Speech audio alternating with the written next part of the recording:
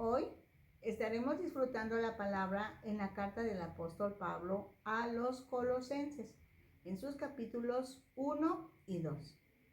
Esta carta fue escrita desde Roma, en donde Pablo permaneció bajo custodia en una casa. En México se conoce como arresto domiciliario, probablemente encadenado a un soldado, pero gozando de ciertas libertades. Por ejemplo, recibir a visitantes, escribir cartas, evangelizar. Colosas fue una ciudad que quedaba a unos 160 kilómetros al este de Éfeso, sobre el río Licio. Su vecina era Laodicea. La iglesia de Colosas fue fundada por Epafras, uno de los convertidos de Pablo. Vivían en Colosas muchos judíos. Pablo sabía bien que las religiones de los gentiles o paganos, los no creyentes en Cristo, solo eran para protegerse de los demonios y de los antepasados malignos, no un medio para ser mejor persona. Cuando Pablo escribe la carta a los colosenses, tiene claro que debe proteger a los nuevos convertidos de estas influencias, pues la vida cristiana no solo se limita a abandonar los malos hábitos. La vida cristiana es permitirle al Espíritu Santo que seamos transformados a semejanza de Cristo. Solo una persona con la mente de Cristo puede dejar los pecados de la carne y vivir de acuerdo con el Espíritu. Hablemos con Dios. Padre, esta es tu palabra. Muchas gracias por tu palabra. Muchas gracias porque la tenemos. Muchas gracias porque la podemos escuchar algunos, leer otros, pero todos la podemos disfrutar. Es maravillosa. Se antoja. Quisiéramos estar pensando en ella día y noche. Por cierto, con el transcurso de los días, eso sucederá, se encarnará en nosotros y seremos tan felices viviendo lo que dice la palabra. Gracias, Dios. Amén. Vamos a Colosenses capítulo 1, versículo 1. Pablo, apóstol de Jesucristo por la voluntad de Dios, y el hermano Timoteo, a los santos y fieles hermanos en Cristo que están en Colosas. Gracia y paz sean a vosotros, de Dios nuestro Padre y del Señor Jesucristo. Pablo no formó parte de los 12 apóstoles, discípulos primero, después apóstoles. Es probable que esto sea la razón del por qué en sus cartas se identifica y repite que fue la voluntad de Dios. Significa que fue designado. No fue un asunto de recomendaciones o aspiraciones personales. Recordemos que Cristo se presentó a Pablo cuando iba camino a Damasco y a su vez fue enviado como agente autorizado para proclamar el evangelio y establecer iglesias. El saludo, gracia a vosotros y paz de parte de Dios, indica el sincero interés de Pablo de que los colosenses pudieran comprender y apreciar la gracia de Dios en la cual ya están y la relación de paz que Dios ha establecido con ellos. Vayamos a los versículos 3 al 8. Siempre orando por vosotros, damos gracias a Dios, Padre de nuestro Señor Jesucristo, habiendo oído de vuestra fe en Cristo Jesús y del amor que tenéis a todos los santos, a causa de la esperanza que os está guardada en los cielos, de la cual ya habéis oído por la palabra verdadera del Evangelio, que ha llegado hasta vosotros, así como a todo el mundo, y lleva fruto y crece también en vosotros desde el día que oísteis y conocisteis la gracia de Dios en verdad, como lo habéis aprendido de Epafras, nuestro consiervo amado, que es un fiel ministro de Cristo para vosotros, quien también nos ha declarado vuestro amor en el Espíritu. La fe en Jesucristo era el fundamento de la gratitud de Pablo, seguida del amor, pues a través de ese amor los cristianos se sirven unos a otros. Saber que la esperanza está guardada en los cielos afirma la seguridad del creyente, que es libre a fin de vivir para Cristo y amar a otros. así que su destino es en el cielo, con Dios. Pablo predica el evangelio donde quiera que iba, predicaba el evangelio donde quiera que iba. Lo escuchaban gentiles, judíos, algunos eran enemigos del evangelio y también los guardias romanos, pues era común que un reo como Pablo estuviera custodiado por un soldado romano. La palabra de Dios no es solamente información.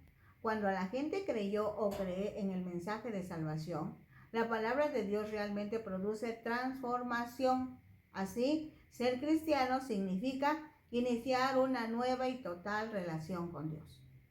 Se deduce que Epafras fundó la iglesia de Colosas en el tiempo que Pablo vivía en Éfeso, según Hechos 19:10.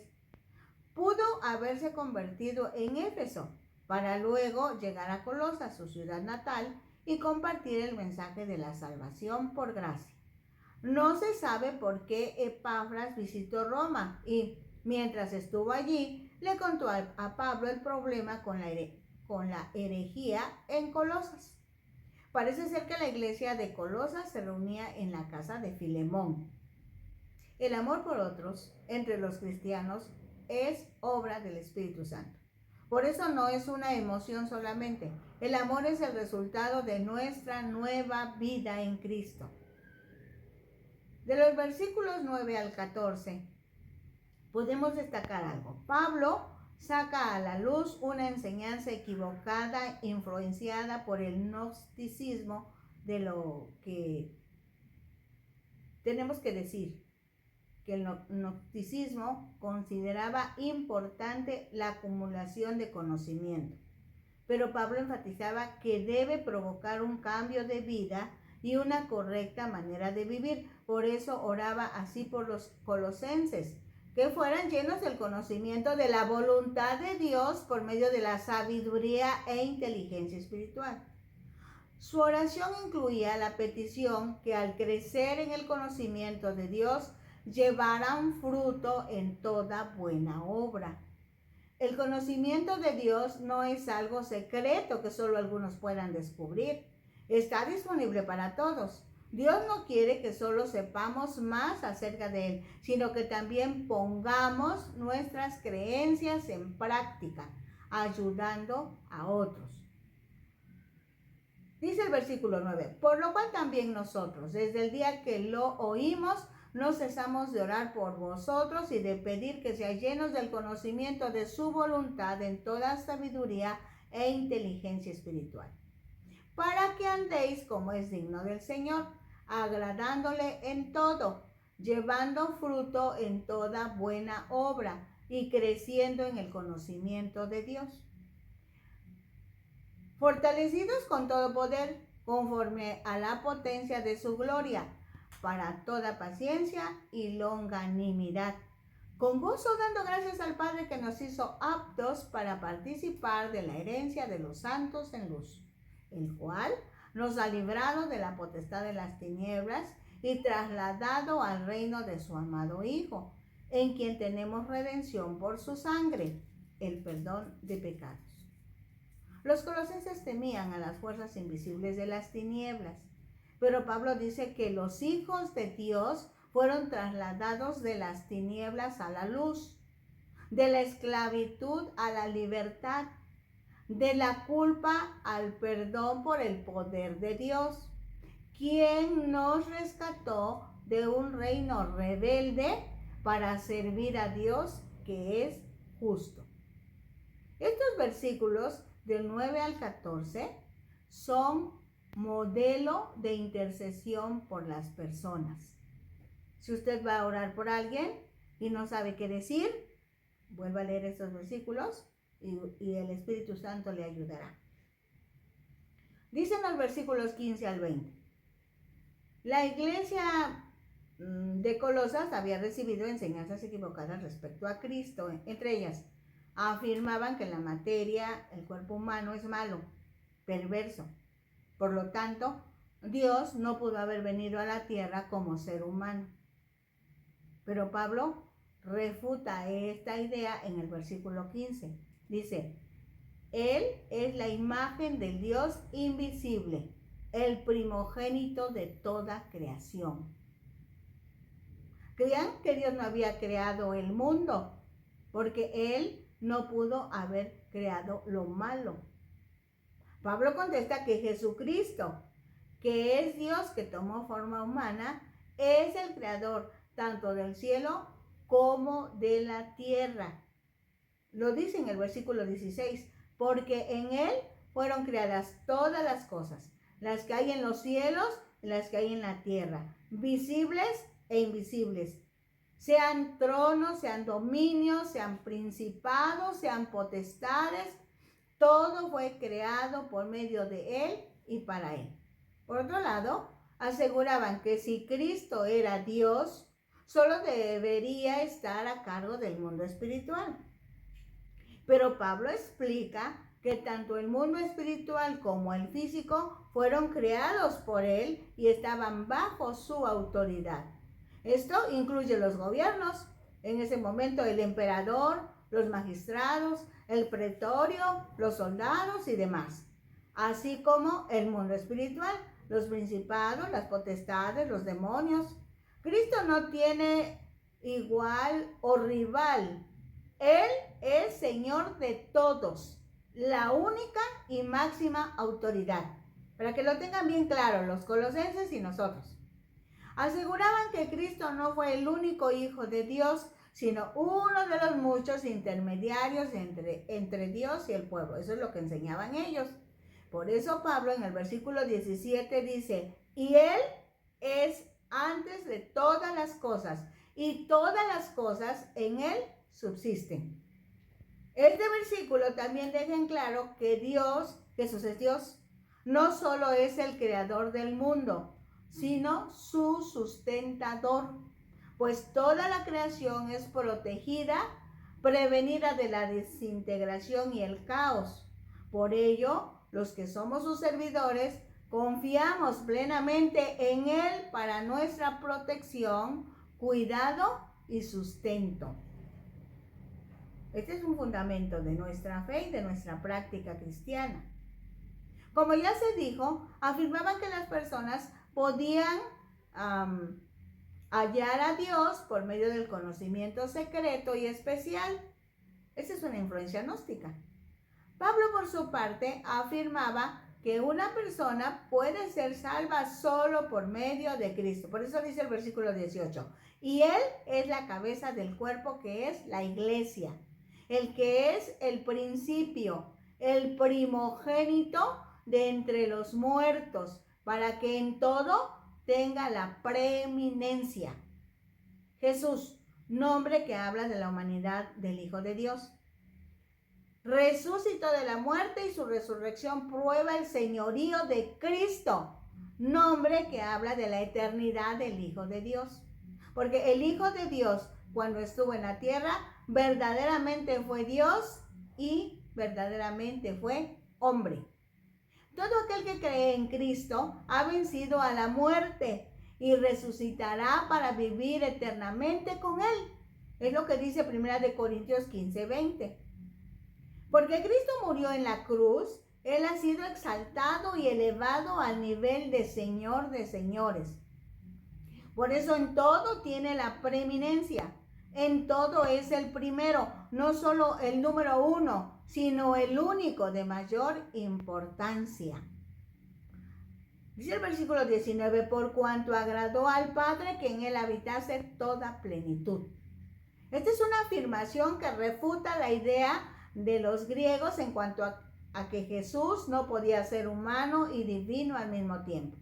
Lo repito, cuando estuvo en la tierra, Cristo fue todo humano y todo divino. Esa es la plenitud. Lo cubrió todo. Fue total su experiencia. Cuando se habla de Cristo, estamos refiriéndonos a una persona, humanamente hablando. Y también estamos hablando de Dios. Jesús es Dios. En el momento que alguna persona le quita humanidad a Cristo, está introduciendo una herejía. Y en el momento en que quitan divinidad a Jesús, también están comportándose como herejes. La muerte de Cristo abre un camino para que todos podamos venir a Dios. Esto lo afirma Pablo en el versículo 20 cuando dice, y por medio de él reconciliar consigo todas las cosas, así las que están en la tierra como las que están en los cielos, haciendo la paz mediante la sangre de su cruz. Esto no significa que todos han sido salvos, sino aquel que confía en Cristo para ser salvo, es salvo, será salvo. Podemos tener paz con Dios y reconciliarnos al aceptar a Cristo, que murió en nuestro lugar. Ahora vamos de los versículos 21 al 23 del capítulo 1. Aquí, para demostrar que Jesús fue espíritu y ser humano, Pablo explicó que el cuerpo físico de Jesús sí había muerto, que Jesús murió como humano para que nosotros pudiéramos estar seguros de que había muerto en nuestro lugar. Y por eso tiene toda la autoridad para quitar nuestro pecado. En el versículo 21 leemos: y a vosotros también, que erais en otro tiempo extraños y enemigos en vuestra mente, haciendo malas obras, ahora os ha reconciliado en su cuerpo de carne, por medio de la muerte, para presentaros santos y sin mancha e irreprensibles delante de él.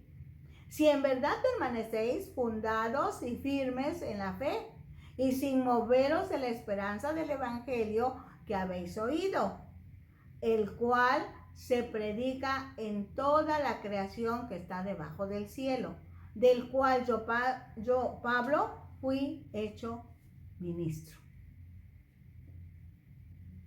Vamos a los versículos 24 del capítulo 1 y hasta el versículo 5 del capítulo 2. Dice: ahora me gozo en lo que padezco por vosotros, y cumplo en mi carne lo que falta de las aflicciones de Cristo por su cuerpo, que es la iglesia. No quiere decir que la muerte de Cristo sea insuficiente para salvarnos. Lo que quiere decir es que los sufrimientos son inevitables para los servidores del Señor. Óyelo bien. Los sufrimientos son inevitables para los servidores del Señor. Cuando el mensaje de salvación se lleva a otras personas, porque todos los cristianos están unidos a Él. Cuando estas verdades son recibidas por el pueblo de Dios, los servidores de Jesucristo aprenden a gozarse en medio de las tribulaciones. Ya lo dice Santiago, que debemos estar bien contentos cuando tengamos que pasar por tribulación. Dice el versículo 25, de la cual fui hecho ministro, según la administración de Dios que me fue dada para con vosotros, para que anuncie cumplidamente la palabra de Dios, el misterio que había estado oculto desde los siglos y edades, pero que ahora ha sido manifestado a sus santos, a quienes Dios quiso dar a conocer las riquezas de la gloria de este misterio entre los gentiles, que es Cristo en vosotros, la esperanza de gloria. En un momento determinado, Pablo le llamó al plan de Dios misterio que había estado oculto desde los siglos y edades, porque quedó oculto hasta la venida de Cristo. Cuando Cristo tomó forma humana en el vientre de María, se dio a conocer a todos ese plan secreto de Dios que es Cristo en nosotros, la esperanza de gloria. Nada que ver con lo que decían los gnósticos, pues ellos decían que la perfección espiritual era un plan secreto y oculto que solo un pequeño grupo de privilegiados podían descubrir. Dice el versículo 28, a quien anunciamos, amonestando a todo hombre y enseñando a todo hombre en toda sabiduría, a fin de presentar perfecto en Cristo Jesús a todo hombre. Para lo cual también trabajo, luchando según la potencia de Él, la cual actúa poderosamente en mí. Amonestar es advertir, anticipar, que sin Cristo la gente está sentenciada a una separación eterna de Dios. Esa es una amonestación. Enseñar es explicar que la salvación solo se consigue creyendo en Jesucristo como el único que puede perdonarnos y librarnos de la separación eterna de Dios. A todo ser humano que acepte esta enseñanza, Dios lo llama perfecto en Cristo Jesús. A eso dedicaron su vida Pablo y sus compañeros en ese servicio a la humanidad, empezando por los judíos y enseguida entre los gentiles, como el mismo Señor Jesucristo lo realizó cuando estuvo en la tierra. Dice el versículo 1 del capítulo 2, porque quiero que sepáis cuán lucha sostengo por vosotros y por los que están en la Odisea y por todos los que nunca han visto mi rostro, para que sean consolados sus corazones, unidos en amor, hasta alcanzar todas las riquezas de pleno entendimiento, a fin de conocer el misterio de Dios el Padre y de Cristo, en quien están escondidos todos los tesoros de la sabiduría y del conocimiento. Y esto lo digo para que nadie os engañe con palabras persuasivas, porque aunque estoy ausente en cuerpo, no obstante en espíritu estoy con vosotros, gozándome y mirando vuestro buen orden y la firmeza de vuestra fe en Cristo. La Odisea, a pocos kilómetros al noroeste de Colosas, tal vez fue fundada por uno de los convertidos de Pablo cuando el apóstol estaba en Éfeso. La Odisea era un centro comercial y Juan en el Apocalipsis les califica de tibios en su consagración a Cristo. Esa doctrina equivocada había cundido toda la región, así que Pablo estaba interesado porque la Odisea también fuera instruida. Por cierto, pretende que las iglesias se unan en fuertes lazos de amor cristiano para que puedan hacer frente a esa y seguramente otras herejías que habían surgido o que surgirían con el correr del tiempo. Aunque el gnosticismo tuvo su máximo desarrollo en el siglo II, desde los días de Pablo, entre los años 50, 60, 70 después de Cristo, empezaron a extenderse estas ideas y fueron atractivas para algunos, más cuando no conocían la doctrina de Cristo. Así que el conocimiento es importante, pero el conocimiento solo como conocimiento no sirve en la vida cristiana. Se debe creer, pues al creer las actitudes cambian, dándose como resultado la práctica del cristianismo, que es lo que encontramos en los versículos 6 y 7. Dice, por tanto, de la manera que habéis recibido al Señor Jesucristo, andad en él, arraigados y sobreedificados en él, y confirmados en la fe, así como habéis sido enseñados, abundando en acciones de gracias. Haber recibido a Cristo es lo mismo que aceptar a Cristo como Señor de su vida. Esto es el comienzo de la vida con Cristo. Enseguida, es edificado y fortalecido en la fe, dedicando su vida y sometiéndose a la voluntad de Cristo. Lo encontramos muy claramente también en Romanos 12, 1 y 2, buscando aprender de él, de su vida y de sus enseñanzas. Romanos 3, 16, si quisiéramos revisar, y reconocer el poder del Espíritu Santo en cada uno de los que acepten a Cristo como Señor. Eso está en Hechos 1, 8. Como las plantas reciben los nutrientes del suelo por medio de sus raíces, los cristianos recibimos fortaleza de Cristo. Mientras más dependamos de Él, disminuirá la probabilidad de ser engañados. Si Cristo es nuestra fortaleza, seremos libres de las regulaciones humanas. Oigamos, si Cristo es nuestra fortaleza, seremos libres de las regulaciones humanas, de lo que los humanos quieran imponernos. Dice los versículos 8 al 15. Mirad que nadie os engañe por medio de filosofías y huecas sutilezas, según las tradiciones de los hombres, conforme a los rudimentos del mundo, y no según Cristo. Porque en él habita corporalmente toda la plenitud de la deidad, y vosotros estáis completos en él, que es la cabeza de todo principado y potestad.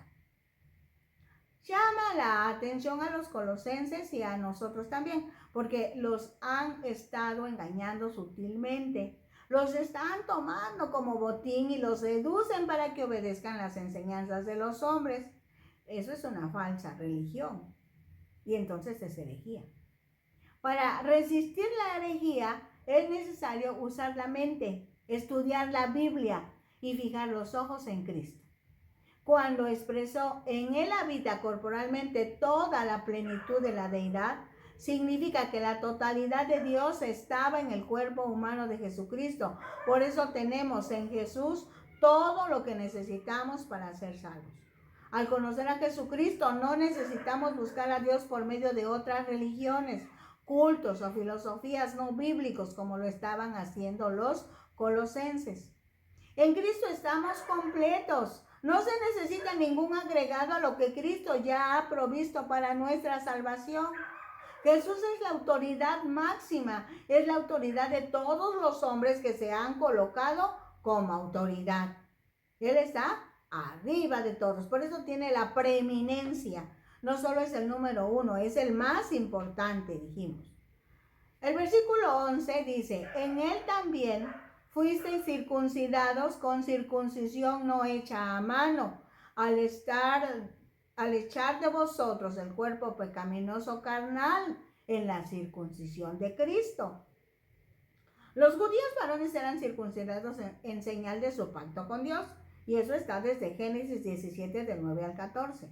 Con la muerte de Cristo, la circuncisión ya no era necesaria, ya no es necesaria. Nuestra entrega a Dios está escrita en nuestros corazones, no en el cuerpo. Dice el versículo 12, sepultados con él en el bautismo, en el cual fuisteis también resucitados con él, mediante la fe en el poder de Dios que le levantó de los muertos.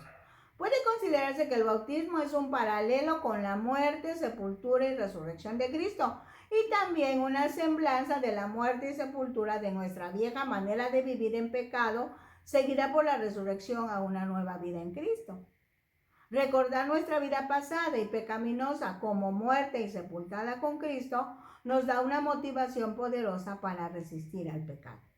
Dice el versículo 13, y a vosotros, estando muertos en pecados y en la incircuncisión de vuestra carne, os dio vida juntamente con él, perdonándonos todos los pecados, anulando el acta de los decretos que había contra nosotros, que nos era contraria, quitándola de en medio y clavándola en la cruz.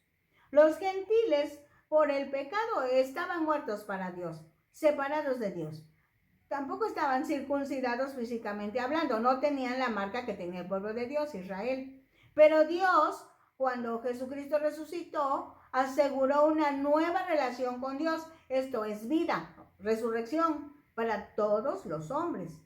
El acta de los decretos que fue cancelada trataba de la demanda de las leyes del Antiguo Testamento. Y aunque ninguno puede ser salvo por guardar meramente esos decretos, la verdad moral y los principios del Antiguo Testamento aún hoy nos enseñan y guían. Dice el versículo 15, y despojando a los principados y a las potestades, los exhibió públicamente, triunfando sobre ellos en la cruz. Satanás y los ángeles que lo siguieron, los humanos que en todos los tiempos piensan y se comportan como autoridad máxima entre los hombres, ahí está incluido el emperador romano, todos ellos fueron exhibidos, despojados de toda autoridad para dominar a la humanidad, pues por su resurrección, Cristo quitó el poder a un imperio mundial que pareció vencerlo temporalmente. Dicen los versículos 16 al 19, por tanto, nadie os juzgue en comida o en bebida, o en cuanto a días de fiesta, luna nueva o días de reposo, todo lo cual es sombra de lo que ha de venir, pero el cuerpo es de Cristo. Una vez que Cristo vino, las sombras se disiparon. Si tenemos a Cristo, poseemos lo que necesitamos conocer y agradamos a Dios. Dice el versículo 18, nadie os prive de vuestro premio, afectando humildad y culto a los ángeles, entremetiéndose en lo que no ha visto, vanamente hinchado por su propia mente carnal, y no haciéndose de la cabeza en virtud de quien todo el cuerpo, nutriéndose y uniéndose por las coyunturas y ligamentos, crecen con el crecimiento que da Dios. La falsa humildad es egocéntrica. La verdadera humildad tiene a Dios como centro. Los falsos maestros proclamaban que Dios estaba demasiado lejos y que podrían acercarse solo a través de varios niveles de ángeles. Enseñaban que el pueblo tenía que adorar a los ángeles progresivamente hasta alcanzar a Dios. Esto no es bíblico. La Biblia enseña que los ángeles son siervos de Dios y está prohibido adorarlos. Éxodo 23 y 4 dice: no tendrás dioses ajenos delante de mí, no te harás imagen ni ninguna semejanza de lo que está arriba en el cielo, ni abajo en la tierra, ni en las aguas debajo de la tierra. Y Apocalipsis 22:8 dice: yo, Juan, soy el que oyó y vio estas cosas, y después que las hube oído y visto, me postré para adorar a los pies del ángel que me mostraba estas cosas. Pero él me dijo: mira, no lo hagas, porque yo soy consiervo tuyo, de tus hermanos, los profetas, y de los que guardan las palabras de este libro. Adora a Dios. Según como vayas conociendo a Jesucristo, permite que la palabra de Dios te guíe. No permitas que te guíe la opinión de la gente. La expresión mente carnal significa que ellos tenían una religión hecha por el hombre. Los falsos maestros no estaban relacionados con Cristo, quien es la cabeza del cuerpo de los creyentes. Ellos mismos vivían en forma inmoral. Cualquier persona que enseñe acerca de Cristo sin haberse relacionado con Él por la fe, no es confiable. Dice el versículo 20: pues si habéis muerto con Cristo en cuanto a los rudimentos del mundo, porque como si vivieseis en el mundo os sometéis a preceptos tales como: no manejes, ni gustes, ni aun toques, en conformidad a mandamientos y doctrinas de hombres, cosas que todas se destruyen con el uso. Tales cosas tienen a la verdad cierta reputación de sabiduría en culto voluntario, en humildad y en duro trato del cuerpo, pero no tienen valor alguno contra los apetitos de la carne. Los rudimentos del mundo son las creencias de los que no son hijos de Dios. No podemos disfrutar de comunión con Dios por seguir normas, rituales o por practicar una religión, en este caso la religión judía, pero hay otras religiones también. Las religiones hechas por el hombre hacen énfasis en el esfuerzo humano. No manejes ni gustes, dice. La disciplina exigida por los falsos maestros parecía buena, y en muchos lugares todavía el legalismo parece que es algo bueno y verdadero. Cuando se trata de seguir una lista de normas, se necesita autodisciplina firme. Con eso la persona aparenta ser moral, pero las normas religiosas no pueden cambiar el corazón. Al contrario, la buena noticia es que Dios buscó y buscará al ser humano. El ser humano solamente responde y responderá al amor de Dios. Lo más importante es creer que el sacrificio de Cristo fue suficiente para librarnos de la ira de Dios, librarnos de la condenación eterna. Así que la salvación depende de la muerte y la resurrección de Cristo. Lo que echa abajo las enseñanzas heréticas, mentirosas, no bíblicas, es el conocimiento de la palabra de Dios mediante el estudio personal y la enseñanza sana de la Biblia. De ahí que agradecemos al Espíritu Santo, a la iglesia y a cada una de las personas que están colaborando con la divulgación de la palabra en un ambiente de verdad, de gracia, de amor, disfrutando las verdades bíblicas y por lo mismo estrechando lazos de amor, amistad y mutua ayuda. Disfrutando la palabra. En Facebook, Rosa del Hernández Ojeda, en YouTube y en Ventana Virtual Radio Cristiana.